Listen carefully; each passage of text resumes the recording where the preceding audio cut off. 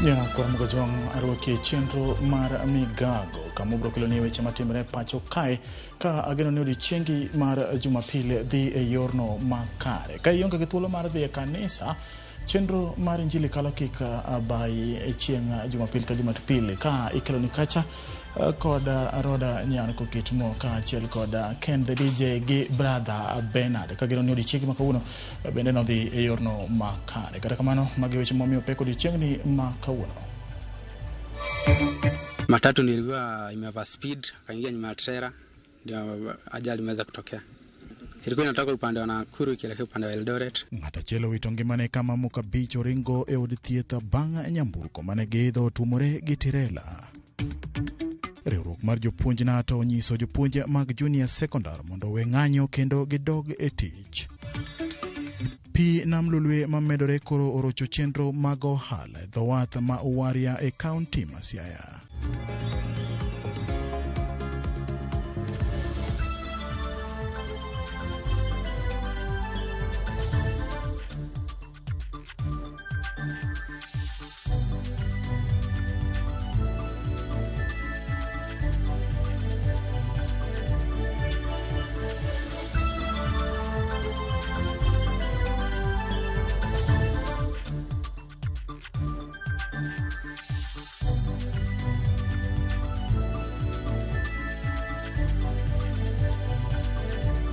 Machigni nya kwaramugo jwang nyalo tudri kodo namba mar 23600 kata X marwa Ramogi TV KE at James Opondo Sina. Machigni ninga en James Opondo.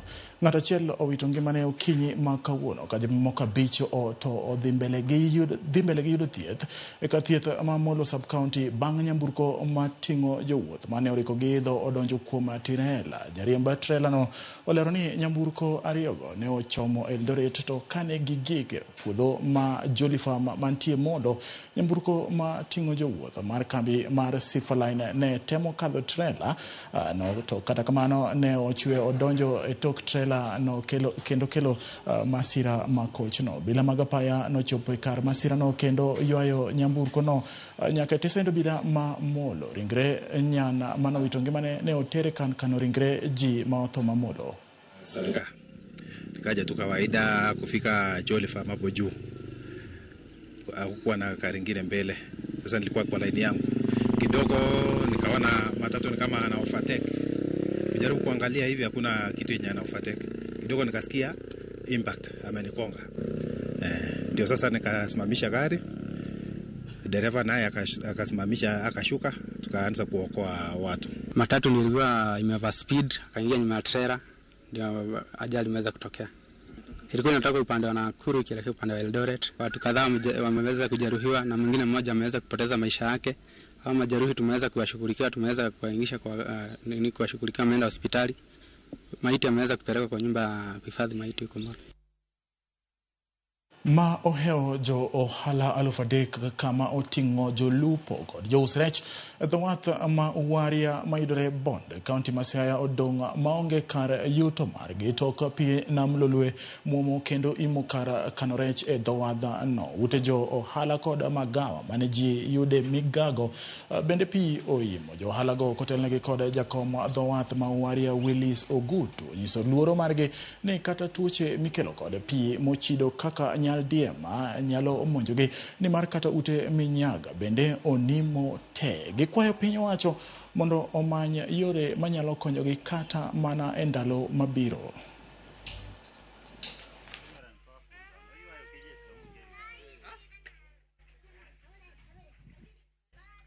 Wasetiyo kae to koro motimore ni pok waneno ga nyaka sama koro wantiere ni.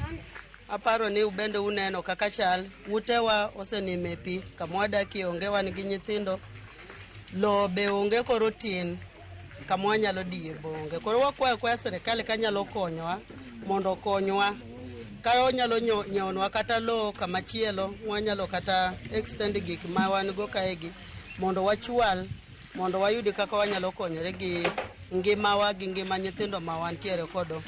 Oseinyo ji mathoth makata banda mane wan go ma piny owacho nokonyowa gero kubro rango tuneno ka NP ne watemo kaka beach BMU mondo walose structure moro makojolo. Structure makojolo no be pigno chamo. Koro medruok mar pigni waneno kanyalo hinyowa mang'eny. To gi resources ma wanyalo gather as BMU lwetwa ok nyal chopo mondo wakony raia manika matiyo ka. Koro lo ma nyocha ne BMU luongo kaka mare bende koro rumo. Which means ni ohala makae bende dhi man kama kethre. Koro wanyalo kwayo sirikal bende ni ka ginyalo konyowa to gidwarie kaka ginyalo extend nwa loan kadhi malo mondo mi at least wayudie kama wanyalo loke. Waria BMU en kama duong' mano chakre chon kendo o support families mang'eny. Johala man ka gin about 3,000. Local traders ni kama nyiepo ka to uso i centers mamalo ka. Wan gi traders ma bende nyiepo ka to wuok dhi Bondo, Siaya nyaka Kisumu. Koro rejwani wanyalo produce to kama wabro use onge nikech chuodho koro ka en chuodho lilo. Josiasa mag riwruok mar Azimio la Umoja One Kenya Alliance Kalonzo Musyoka, Eugene Wamalwa kod Jeremiah Kioni yuoro e nyasi mar Lamu e kaunti ma Nairobi manandalo achiel bang' kwayo jood bura makwedo piny owacho mondo kwed paro mar chik mar omenda mar 2024 e kinde ma ibiro tere od bura mondo mi jood bura twagi e wiye. Owinjene gino ma dhi mbele gi sani. Bigger than counties. So we are very honored to have been asked to join with you, man of God, Zerubbabel, very strong prophetic messenger of God, who thought he could come and just join with you and eat the cake together with the children 1 year of this congregation. So I think we need to clap for you and give you all the encouragement. Beyond that, we have to recognize that we are living in a country that is democratic and a country that has recognized under our Constitution 2010 the supremacy of God in the lives of this nation, in the life of all Kenyans. That's why it's so clear that under our Constitution 2010 that this is a nation under God. And so, also being a democratic, multi-party democracy, expressly recognized under our Constitution as well. Therefore, Bishop and Pastor, you forgive us if on our first encounter with you, we tell you about some of these truths that are in our Constitution. The freedom of expression, the freedom of worship, and I'm quite sure that is why we're here. But as even continue to enjoy these freedoms, we have also the freedom of thought and particularly political expression. I belong to a school of thought that does not look at some of us as politicians. They are leaders, specially called by God to serve Him in a particular manner. Because the ordinary perception of politician is somebody who lies, or somebody who is very economical with facts and truths. And so the moment, I believe, for Africa is now. And it is here. Therefore, for us to have had this French aspect of it is very encouraging. Ka wadhi nyime ni jatend migao mar ohala Rebecca Miano wacho ni limbe mar jatend piny William Ruto e piny mar Amerika en gino mabiro kelo ber mang'eny ne pinje ariyogo bang' chweko gi winjruok mabiro kelo dongruok e sectors mopogore opogore thur kae. Koloso e boma ma Washington DC, jatend migao no owacho ni limbe no keto lwasi makare mar ohala e piny Kenya, gino mabende okonyo yawo malach kambi mar Coca-Cola kod ohala maonge obadho. Miano wacho ni tudruok e kind pinje ariyogo nitie kod geno mar medo bero kor lwasi.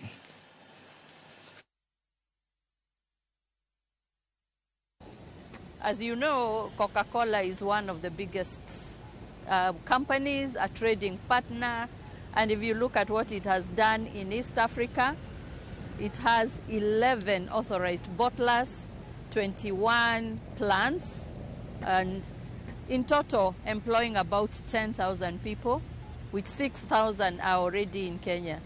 And therefore their decision to scale and increase their investment was significant for Kenya. It means more jobs, it means more micro and macro development in the economies. It means a double effect and a trickle-down effect to the economies. It means supporting MSMEs because you'll have the whole supply chain, you'll have distributors. So you can imagine what that means. It's critical not only for Kenya but for East Africa. Jotend sikunde machiwo tiegruok mag tije lwedo mabende ong'ere kaka Technical and Vocational Education Training Institute kata TVET ojiwo rawere mondo odonjie kuonde tiegruok gi mondo giyud lony manyalo konyogi e yudo nweng'o makare. Joma nigi ler mathoth.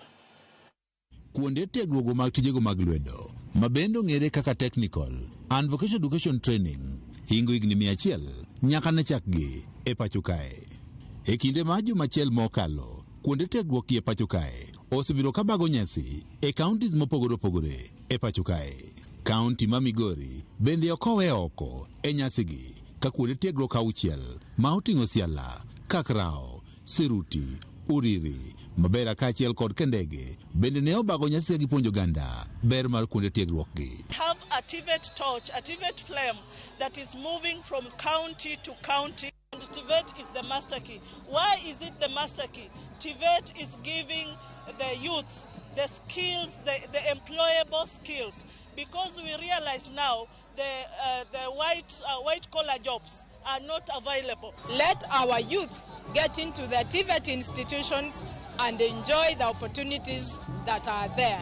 Jopuonj kaachiel kod jopuonje mag kuondegi mag tiegruok e kaunti ni ma Migori ne obago romo e bombe mopogore opogore ma oting'o boma ma Migori kama bende ne gijiwo rawere mondo kodonji e kuonde tiegruok gi. Nego wang'i tije ma koro ni ndiki mana tich to kapo ni ne wanya tiegre gik lwedogi, obed masonry, obed carpentry, obed mechanics, obed electrical, gik stima, gedo, ma gik madwa ni nyithiwa mondo owinji mondo bed go ging'eyo mondo koro gitim tije ma margi. We have many opportunities in TVET, and just like the president has said, if education is the key, TVET is the master key, and that is what I would like to emphasize.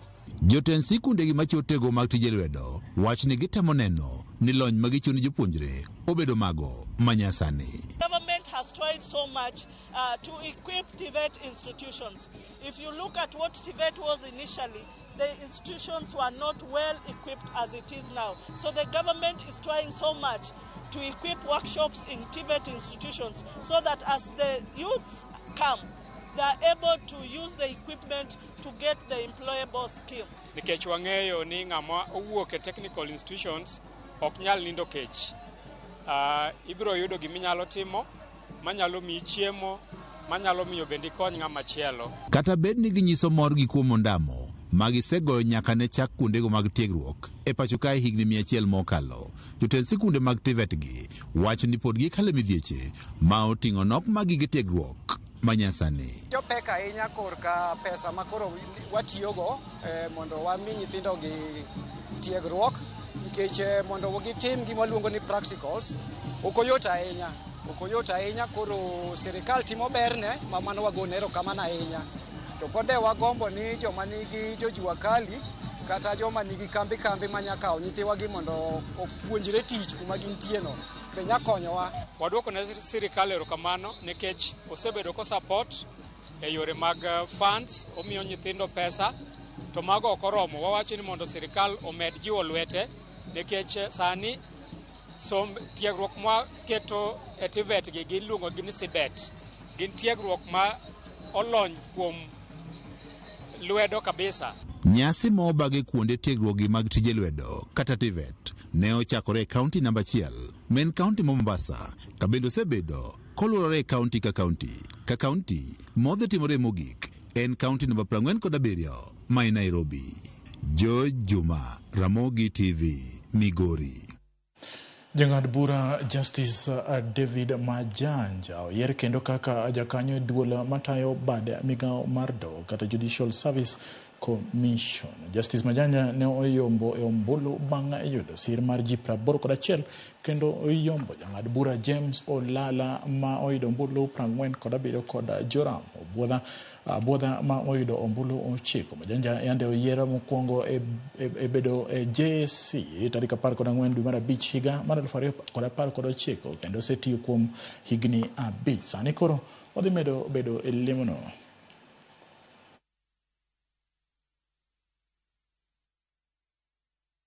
Nya kwa mga jonga da kao yue ma adundo kapoko di yue waneno kacha Asara Singanya kwa Rodongo mwacho ni waneno makare ka ntire West Kenya Mukago kendo migago choponegi yorno makare ka gini baba ne Singa Odongo koda Mrs. Singa neno lendo mag migago ka wuok uradi mosna baba na Paula Mbala Samuel Ochenje Monica ka wuok Sembo piny maber Ramogi TV chopo na yorno makare mosna mama na Pamela ka wuok ka Tito bineno kacha Ramogi TV winjore kendo nenore maler ka wantiere Kamenya mano Calvin Soyugi wuode Kamenya. Ramogi TV penjo ni to jatend piny machon mano migosi Uhuru Kenyatta kodhi yiero ma Afrika kata piny mar Afrika ma milambo bende odhi rango gino e yorno mar adiera ano kolore kod yiero ma osebedo ka timre pacho kae. Nyakona mwajon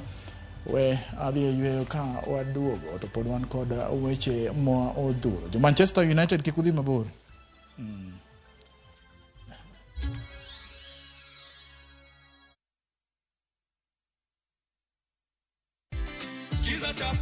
Skiza chapa ushinde. Haririchi? Yes. Huyu dada? Namuona Hapa? Ana pesa 1,100. Umesema kwamba kuna mjengo ambao utamalizia nyumba yako na mumeo. Mlikuwa mnajenga. Ndugu zangu wake ni kama hawa, wale ambao wanatafuta pesa, wanapata pesa na wanawasaidia kwa maendeleo ya pale nyumbani. Asante sana. Ukifika nyumbani wasalimu wote, msalimu mumeo na uendelee kushiriki, labda utapata milioni 1. Asante. Skiza chapa ushinde.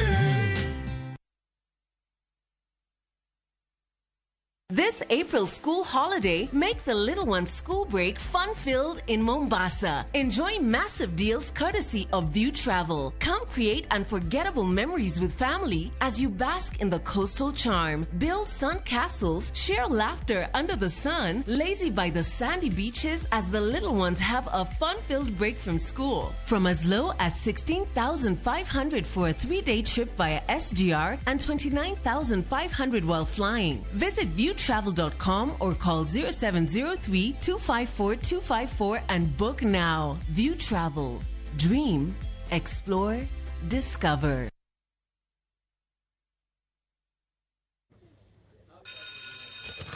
I'm telling you guys, this new Showmax app is on some next level business. Oh, it's mad. I know, man. All Premier League games live. 308 games on my phone. Outstanding. And you can even adjust your data settings. Let's say you're somewhere where the network isn't so good or you're using data bundles. Bro, you can pause, rewind, and press play. So, bro, if you missed a game at the beginning, you can still watch it from the start as long as you tune into that game before it ends. 500 bob a month. How many beers are those? It depends with what you're drinking. Shake out the new Showmax app today and get every Premier League game live on your phone for just 500 shillings a month. Shika Showmax, streaming for Africa.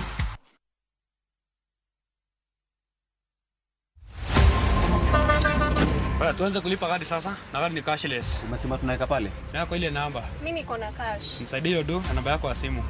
Na kusort. Kain jawuoth mar matatu e safar machiegni kata mabor. Non kendo yang ni chulo fare mari kokalo e yor mbui. Non ane ka yudo receipt mari e simbi. Kama sira ujuki kendo idwaro ni ochuli gi kambi mar okumba. Receipt mari kata digital receipt eneno mari ma ibiro golo. Ka in wuon matatu dwarore kokalo kuom okumba mari mondo ibed gi yore mag chudo kokalo e lony manyasani. Mondo matatu mari oyud okumba. Mambo ni digital. Tudri gi jal ma uso okumba mondo ing'e mathoth.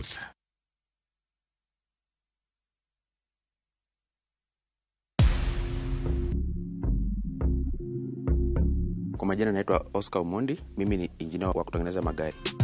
Shabiki nilisikia katika radio na pia kwa mtandao kwa kijamii. Niliposikia shindano ya jackpot niliamua kwanza. Nimekuwa nikipata 9, saa zingine 10, lakini huwa sikufi moyo.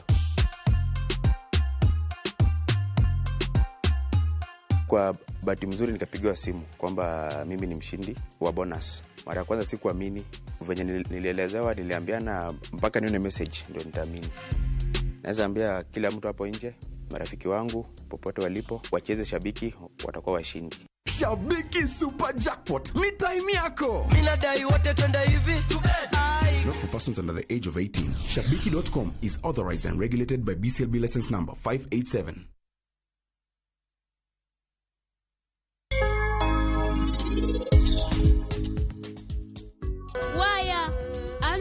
No ki umri kamano ang'o miumo wang'i? Ang'o motimre marach bang' baba biro? Ang'o momiyo ino kidwa nyiso Sirach kaka in iwinjo? Dakini nyise anyisa ni in ihere kendo idwa kende.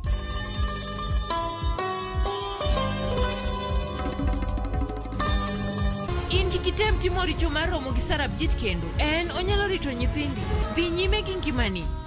Kikitem duogo dagi Sarab, meher mana bobedo ketho maduong' ahinya mibotime ngimani. It's time to strike back. Radiant Spray strikes in seconds for instant kill. Kills all doodles dead. From SC Johnson, a family company.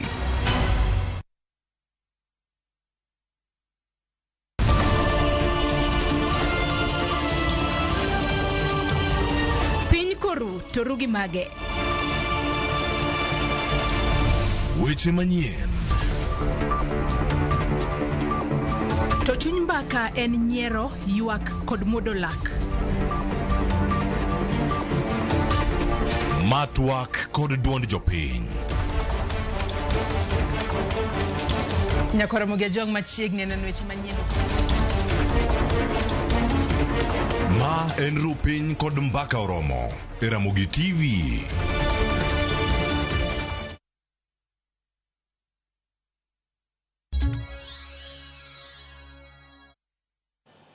Machiegni kendo nya Kwaramogi en fungruok ne miyo moro machiliel ma jahigni 61 bang' Raymond Omolo Widow Empowerment Program magero ne ot bang' mkane mach wang'ode e gweng' ma Kamrembo Siwandhe sub county ma Ugenya higa achiel mokalo. Miyono ma ong'ere kaka Zainab Anyango Otieno onyiso mor mare kowacho ni okang' ma kamano ogole e wich kuot kendo koro odago ngima maber. Moko kuom wedene okwayo jatelono mondo omed konyo oganda mamoko mabende kadhe midhiero ma kamano. Odno ne ochiw gi jata chenro mag riwruogno Victor Yugi kod Charles Osaka Jr. duto mane osingo medo chiwo kony makamago e counties ma Kisumu, Siaya, Homa Bay kod Migori, kendo chulo omenda mar somo ne jopuonjre maloyo 8,500 ma ochando.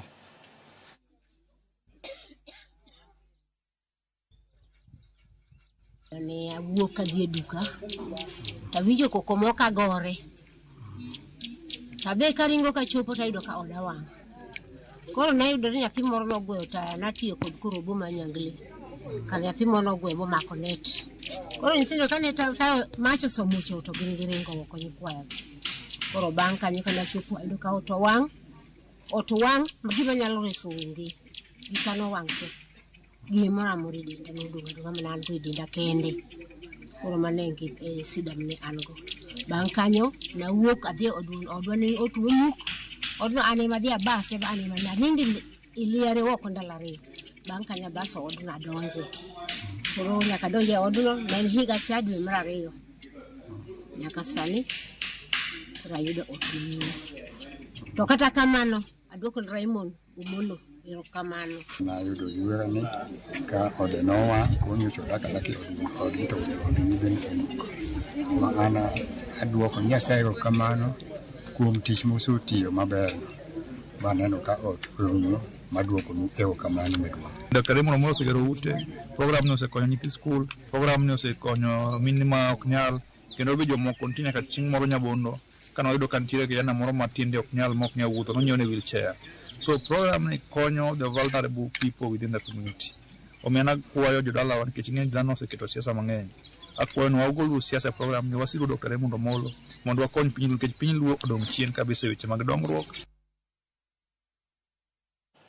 Jogo makedo ne ratich oganda e kaunti ma Kilifi koro rwako chik mar gavana ma Kilifi Gideon Mung'aro mar kumo uso kod tiyo gi muguka ka giwacho ni en okang' makare mar kedo gi muguka ka bende osebedo ka hinyo jopuonjre e gwengego. E kinde mane giloso e kaunti ma Malindi ne gikwayo jotelo mag Kwale, Tana River, Lamu kod Taita Taveta mondo okede gi chikno kaka achiel kuom yore mag kumo uso mar muguka e dho wadh Nam Chumbi. Kaunti ma Mombasa e kaunti mane okwongo kumo uso mar muguka, gino mabende osekelo ich wang' ne jotelo, jopur, johala kod jogo matiyo gi muguka e kaunti ma Mombasa kod Kilifi.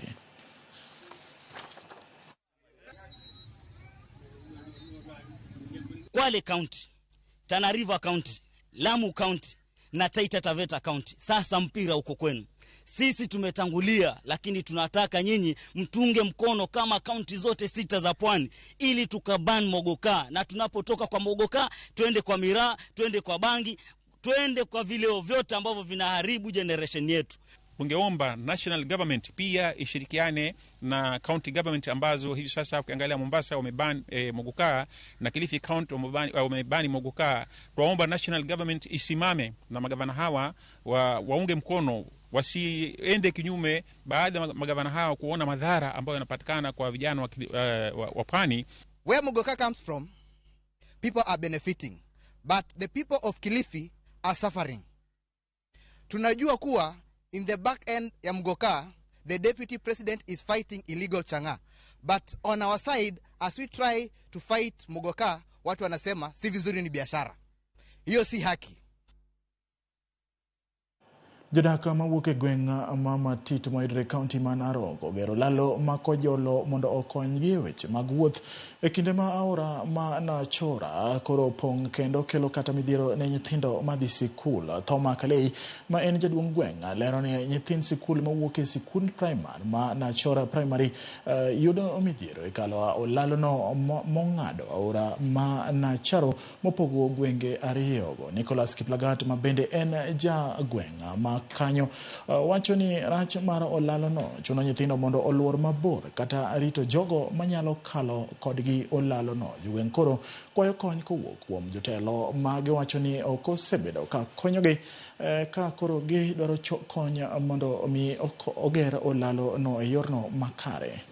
Tumejaribu kuelezea serikali yenye ilikuweko, tukaelezea hii yenye iko na ECD, watoto wanaendelea tu. Kwa hivyo tungetaka, tunashindwa ni kwa nini serikali inaelewa vizuri, governor anajua, senator anajua hapa, MCA anajua hapa, na anajua matatizo ambayo iko katika hii daraja, na anajua hii shule ni ya serikali ya county government, na wawezi wakaokolea hawa watoto nini wapate hata angalau over 2 ya kufuka hiyo maji. Tangu enzi za babu zetu hatujaona maendeleo kwa hapa, na tumeonewa. Sielewi kama ni kuonewa ama ni nini, kwa sababu tutashinda sasa maendeleo ya kujenga barabara, kujenga shule ama kushinda kung'ang'ana maneno ya madaraja.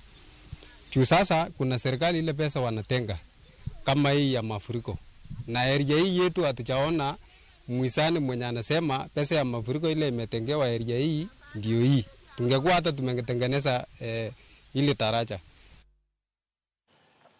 Adwani wadhi nyaka pinje ma oko kama ni josiasa ka chiel gi duond od buche piny mar Afrika ma milambo ne otieko manyo ombulu e telo mogik kapok yiero ma itimo e pinyno chakore ayanga chieng' tich adek mabiro. Jatend pinyno Cyril Ramaphosa notimo kampen mare mogik e boma ma Johannesburg ka nochiwo singo mar medo tije ne jo Afrika ma milambo ka chiel gi jiwo weche mag piny owacho mabende nolero ni biro rango weche mag ochumi moidho korka kore to jatend kweth mapingo piny owacho Julius Malema gi duond bura mare mar Economic Freedom Fighters mane obago campaigns mar gi mogik e boma Limpopo nosingo lokruok e pinyno kendo kwa johera mage mondo owuog oko kar rom gi chieng' yiero ma Afrika ma milambo biro timore chieng' tich adek ka paro mar ombulu e pinyno lieko ni duond od bura mar African National Congress nyalo wito jo od bura mathoth e thuolo mokwongo kuom higni 30. Industries and invest in an inclusive economy. We will tackle the high cost of living. We will invest in our people and provide services that our people need. Everywhere have reminded us of how we have walked this journey together in the last 30 years to build South Africa. Wherever we have gone, the support of the ANC has been visible. It has been palpable. Nya kwaramogo jwanka wadhi wechego mag tuke wayudo ni jaloche ng'we mag cross country pinje duto Beatrice Chebet jang'wech momako rekod manyien mag ng'we mita 10,000 bang' wuoyo rekod no e ng'we mag Prefontaine Classic Diamond League